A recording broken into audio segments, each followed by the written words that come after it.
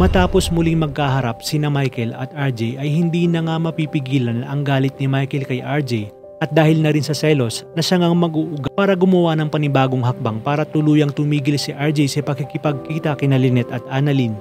At nang tinanong nga ni Annalyn si Michael kung kilala na ba ito ang kanyang tatay ay sasabihin na sana nito, ngunit biglang dadating si Lynette at pipigilan nga itong si Michael.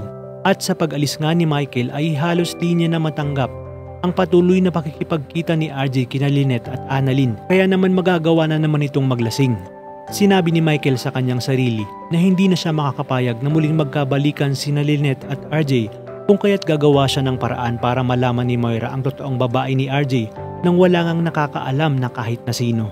Ngunit papayuhan naman siya ng kanyang kaibigan na sa oras na gawin niya yon ay siguradong pagdidiskitahan ni Moira sina Lynette at Annalyn pag nagkataon.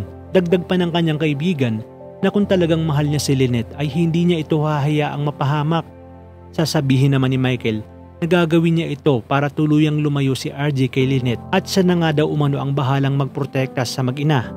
Ngunit sa hindi inaasahang pagkakataon ay naroroon din pala si Cromwell at hindi niya inaasahang marinig ito kung kaya't agad niyang ipapaalam ito kina Josa at Lynette na siya ring dahilan kung kaya't mag-iiba ang pagtingin nila kay Michael na buong akala nila ay mabait at mabuting tao. Sasabihin naman ni Cromwell kay Lynette na baka nagagawa ito ni Michael dahil na rin sa sobrang pagmamahal niya dito.